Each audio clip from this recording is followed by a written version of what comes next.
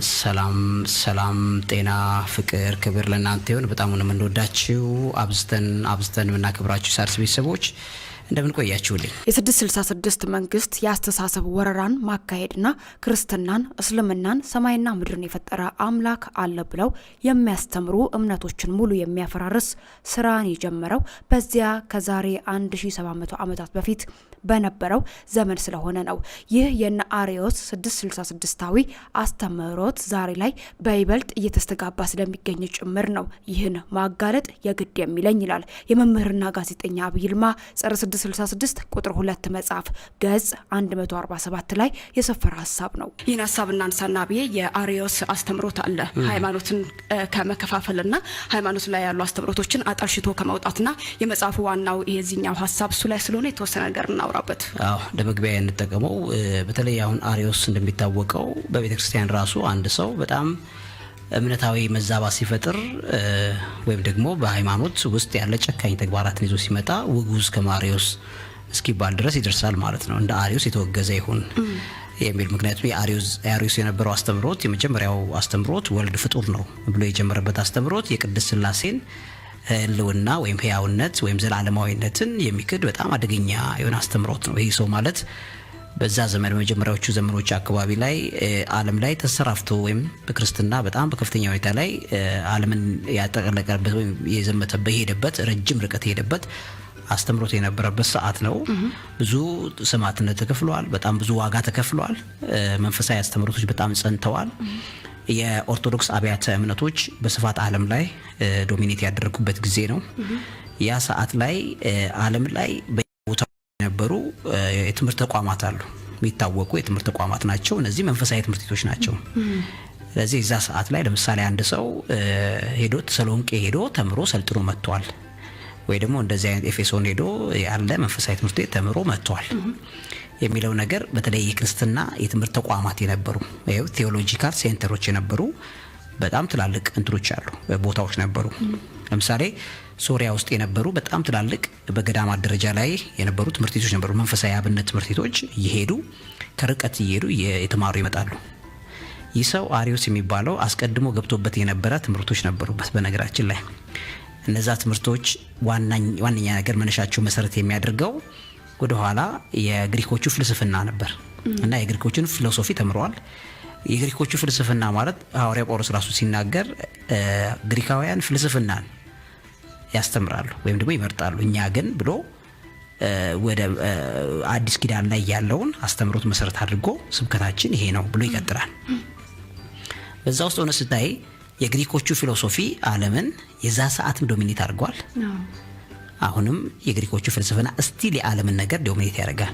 ያ ፊሎሶፊ ከየት ነው የመጣው? እና አርስቶትል ጌታችን ኢየሱስ ክርስቶስ ከመወለዱ ከ300 ከምናምን ዓመታት በፊት የነበሩ ሰዎች ናቸው። ለምሳሌ ታላቁ እስክንድር ዓለም ላይ በጣም ኢንፍሉዌንሻል የነበረ ሰው ነው። የታላቁ እስክንድርን ትምህርቶች ወይም እሱ ፖለቲካሊ ነው ኢንፍሉዌንሻል የነበረው። ታላቁ እስክንድርን ያበቃው ያሰለጠነው ሰው አርስቶትል ነው። አርስቶትል ታላቁ እስክንድር ታላቅ ማለት አሌክሳንደር ዘ ግሬት እስኪባል ድረስ የደረሰበትን ፊሎሶፊ ከልጅነት ጀምሮ ሲያስተምረው የነበረው እና ከሕፃንነቱ ጀምሮ አጠጥቶታል፣ አስተምሮታል። የዛ ሰዓት ላይ የነበረው የኦሪት ሕግ ላይ የነበሩት እንኳ የእስራኤላውያን አስተምሮት ግሪኮቹ ጋር አልደረሰም። የነበረው በዘመነ ልቦና ትምህርቶች የነበሩት አስተምሮቶች የነበሩት በእስራኤልና በኢትዮጵያ ብቻ ነው የነበረው። እግዚአብሔርን የሚያስተምር ሰማይና ምድርን የፈጠረው እግዚአብሔርን የሚያስተምሩ የኦሪት ትምህርቶች የነበሩት አንድ እስራኤል ሌላ ኢትዮጵያ ብቻ ነው ዓለም ላይ የነበረው፣ ሌላ ቦታ ላይ አልነበረም። ለዚህ ነው እናንተ እስራኤል ልጆች ለኔ እንደ ኢትዮጵያ ልጆች ያደላችሁም ወይ ብሎ የሚጠይቀው። ምክንያቱም ኢትዮጵያም በዘመነ ልቦና በኦሪትም እግዚአብሔርን ሰማይና ምድር የፈጠረው እግዚአብሔር አለ ብላ ታስተምር ነበር። ያ ስርዓት ቀጥሎ ኢቨን የኢትዮጵያ ኦርቶዶክስ ተዋሕዶ ቤተክርስቲያን የኦሪቱን በኦሪት ሕግ ውስጥ የነበሩ አጠቃላይ ስርዓቶችን ሁሉ ሳይቀር ይዛ አስቀርታለች። በጣም ትልቅ የሆነ ኳሊቲ ማለት ነው። ብዙዎች ምክንያቱም አይሁዳውያን ለምሳሌ አይሁዳውያን ፈጽመው ከታውት አድርገውታል፣ ቆርጠውታል። ኢትዮጵያ ግን የአይሁዱን ስርዓት አይሁዳውያን ላይ ስለዚህ የአይሁድ እምነትንም የክርስትናውንም ለያይተውታል። ኢትዮጵያ ውስጥ ግን አቀራርበነዋል። ኦሬዲ በዛ ነገር ውስጥ ነው ያለው። ስለዚህ እንትን አላለም፣ በቃ አልተዛነፈም። የድሮ ቀጥ ብሎ የመጣው ነገር እንዳለ ነው የቀጠለው። ስለዚህ እስቲል ዓለም ላይ አሁን የቀረ የሚባል ህዝብ የሚባለው ኢትዮጵያ ለዛ ነው። የኦሪቱን የነበሩ ስርዓቶች አሉ፣ ወጎች አሉ፣ በጣም ጠንካራ የሆኑ የእምነት ስርዓቶች። እነዛ ዓለም ላይ የነበሩበት ኢትዮጵያና እስራኤል ብቻ ነው የነበረው። በተቀረው ዓለም ላይ ስታይ ደግሞ የግሪኮቹ ፊሎሶፊ ነው ዓለምን ያደረጋለቀው። የግሪኮቹ ፍልስፍና ኢትዮጵያ ውስጥ አልገባም ነበር ወይ? ገብቷል። ምክንያቱም በዛ ሰዓትም ኢትዮጵያ አሌክሳንደር ዘግሬት ኢትዮጵያ ውስጥ ይታወቃል። ወይም ደግሞ ዓለም ላይ የግሪኮቹ የነበሩ አስተምሮቶች ኢትዮጵያ ውስጥም ነበሩ። ለምን? ልክ አሁን እንግሊዘኛ የዓለም የመግባቢያ ቋንቋ እንደሆነው በወቅቱ ከጌታችን ኢየሱስ ክርስቶስ መወለድ በፊትና ከዛም ዘመን አካባቢ የዓለም ቋንቋ የነበረው የግሪክ ቋንቋ ነው። አብዛኛው አሁን የጽሁፎችን ስታይ የሳይንስ ላይ ያሉ ስያሜዎች ምናምኖች ሁሉ ነገር ስታይ የግሪክ ቋንቋ ነው። ለምን? ምንም ነገር ለምሳሌ ማንኛውም እዚህ አሁን የሳይንቲፊክ ስሞች የሚባሉ ለተክሎች ለምኖች የሚሰጡት በተቀላላ ምክንያት ከጥንት ጀምሮ ያ ፊሎሶፊ የግሪኮቹ ፍልስፍና ቀላል ነገር አልሰራም። የና አርስቶትል ሆሜር በራሱ ስራ ቀላል ነገር አይደለም። ሌሎችም በጣም ትላልቅ የሚባሉ የግሪኮቹ ፍልስፋዎች ነበሩ። ለምን? በባህል ደረጃ እንደሚታወቁ ፊሎሶፊያቸውን ይዘው መጥተው አደባባይ ላይ ህዝብ በተሰበሰበ ቦታ ፕሬዘንት በማድረግ በማቅረብ የመናገር በጣም ከፍተኛ ክህሎት ነበራቸው። ያ ነገር ዓለም ላይ ያ ሚዲያ ነው፣ ያ እንደ ሚዲያ ነው የሚታየው። ያ ፊሎሶፊ ዓለም ላይ ያለ ለምሳሌ ኢትዮጵያ ውስጥ ያለ አንድ ምሁር ቢሆን ግሪክ ሀገር ተምሮ እኮ መጥቷል፣ አሁን አሜሪካን ሀገር ደርሶ መጥቷል እንደሚባለው ግሪክ ሀገር እኮ ተምሮ የመጣው ይባላል ማለት ነው። ያን ትምህርት የወሰዱ ረጅም ጊዜ ልምድ ስለነበረ ሄሌናይዜሽን የሚባል ዓለምን እንደ ግሎባላይዜሽን አሁን እንዳለው የዛን ጊዜ ሄሌናይዜሽን ነው። በዛ ዓለምን በአንድ ሲስተም የማምጣቱ እውቀት ከግሪኮቹ ፊሎሶፊ ይጀምራል ማለት ነው። ዳስ ዋይ የግሪኮችን ጣዖታት አሁን በዚህኛው ዘመን አሜሪካዎቹ አውሮፓዎቹ የሚያስመልኩት የሚስቧቸው የሚያመጧቸው ዶሚኔት እንዲያደርጉ በየሽቶ በየምናምኑ ብራንድ ስም እያደረጉ የሚጠቀሙ የግሪኮቹን የጥንት አማልክቶችን። ለምን ሲባል የዛ ሰዓት ላይ የነበረው የግሪኮቹን ኢንፍሉዌንስ ሮማዎቹ እንኳን አቴን ማድረግ አልቻሉም። ሮማዎቹ መጥተዋል ከዛ በኋላ ግን የሮማዎቹ ጣዖታት አሁን ብዙ አይታወቁም። የስ ኦፍ ኮርስ ራሳቸው የግሪኮችን ጣዖታት ይመልሱትና በሮማ ስም እያደረጉ ለምሳሌ ጂኦሽን ሌላ ሊሉት ይችላሉ ምናምን የሆነ ነገር እየቀያየሩ ሮማዎቹ የግሪኮችን ኮፒ ነው እንጂ ያደረጉት ከግሪኮቹ የመናፍስቶች የመጨረሻ ዶሚኔት ካደረጉበት ጊዜ አንስቶ ዓለም አሁን ዶሚኔት ያደረገችው አሁን ነው ማለት ነው። ስለዚህ አሁን ላይ የመጨረሻዎቹ ዘመናት ላይ ያለውን ፊሎሶፊ ስታይ የግሪክ ወለድ የሆኑ ፊሎሶፊዎች ዶሚኔት ያደርጋሉ አሁን። ስለዚህ ይሄ አሪዮስ የሚባለው ሰው በዛ ሰዓት ላይ ክርስትናን ዓለም ላይ ክርስቲያኖቹ እያስፋፉ በነበረበት ሰዓት እሱም የክርስትና እምነትን ያራምድ የነበረ ሰው ነው። ግን ክርስትናን ከምን ጋር ሚክስ አደረገው? ከፍልስፍናው ከግሪኮቹ ፊሎሶፊ ጋር ሚክስ አደረገው እንበል። በዛ ሰዓት ላይ የነበሩ በጣም በርካታ አስተምሮቶች መካከል አንዱ ለምሳሌ ከነበሩት የሃይማኖት መምህራን በጣም በርካታዎች ማንሳት ይቻላል። ለምሳሌ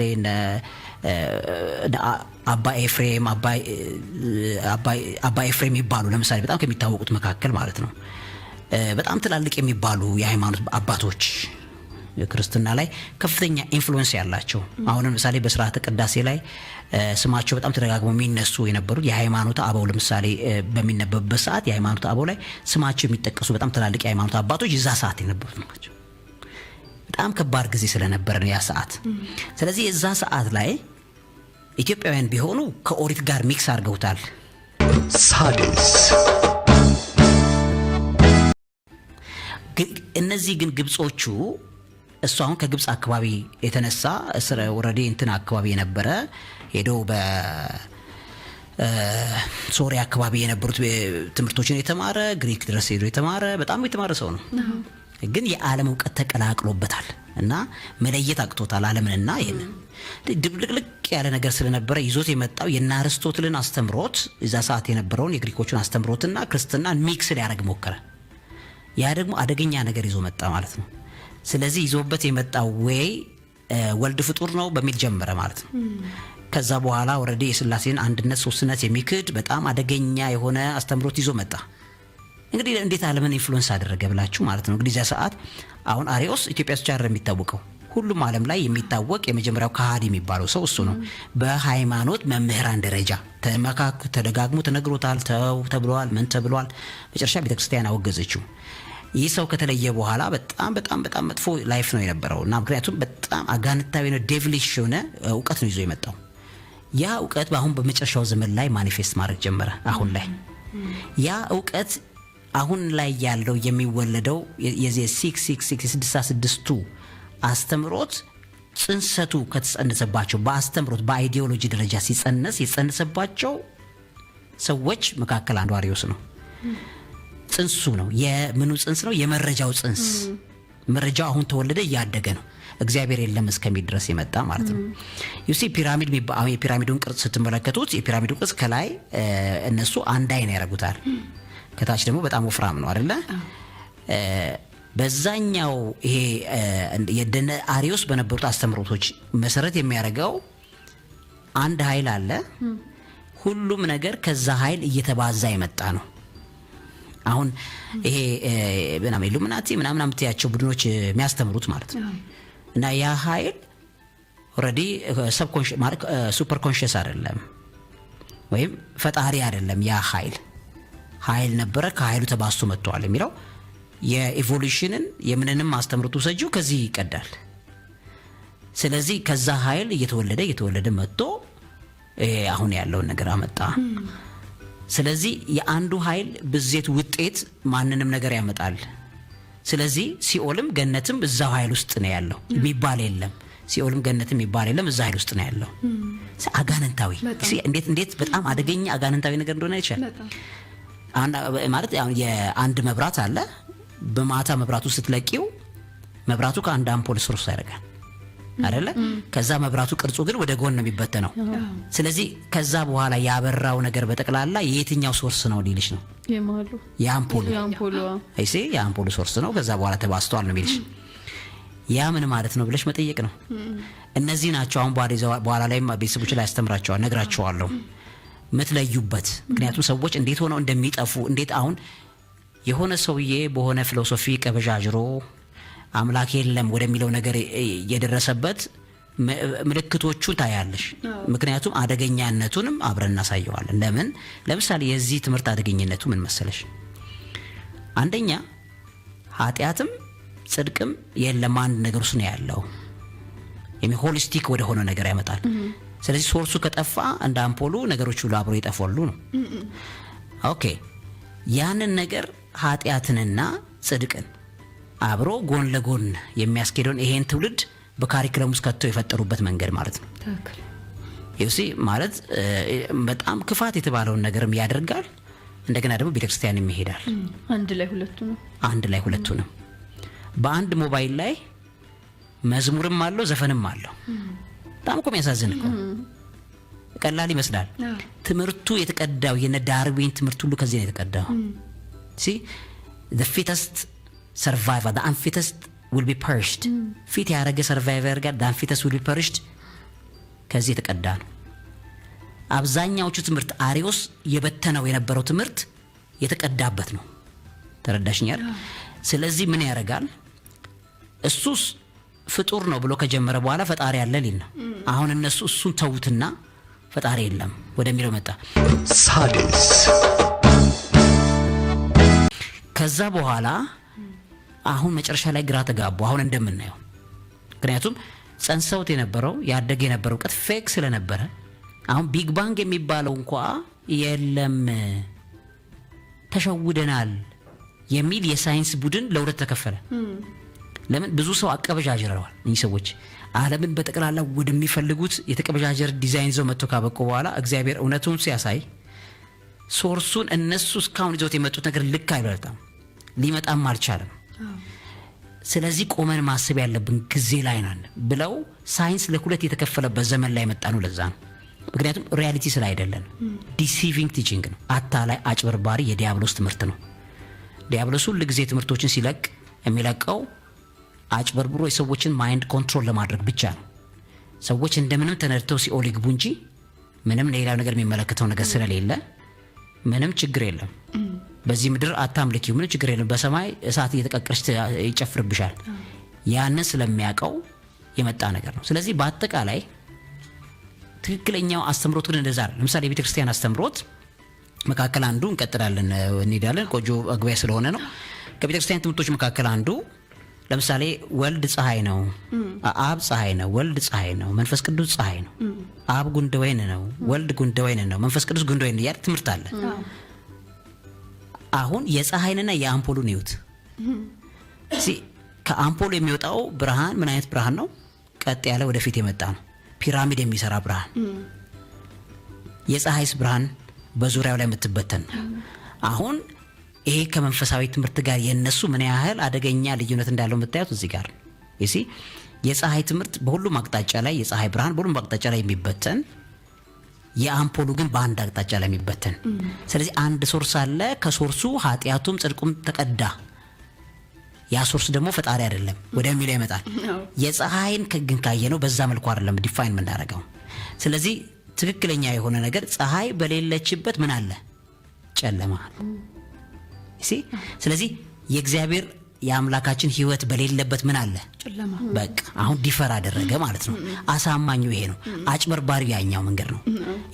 ቺቲንግ የሆነበት በጣም አጭበርባሪ ትምህርቶች ተበትነዋል። እነዚህ ትምህርቶችን አንዳንድ ሰዎች በየቲክቶኩ በየቪዲዮ በየምናምን ይለቁታል። ግን ሰዎች ይሄ ትምህርት ዲሲቪንግ ትምህርት ነው፣ አደገኛ አጭበርባሪ አጋንንታዊ ትምህርት ነው ብለው ቤተሰቦች እንዲረዱት አስተሳሰባቸውን እያጋለጥን እናሳያለን። ምክንያቱም ያ አስተሳሰብ ነገርኩሽ እኮ ያ አስተሳሰብ ሲምፕሊ ሲገባበት አንድ ሰው ቤተክርስቲያን በጣም የሚሄድ ከሆነ ወይም መስጊድ አምላኩ ጋር እየሄደ የሚሰግድ የሚያመልክ ከሆነ ሙሉ በሙሉ ኮንሰንትሬሽኑ አምላክ ውስጥ የሚኖር ከሆነ በአንድ ሞባይል ላይ አንድ ዘፈንና እንትን አይጭንም።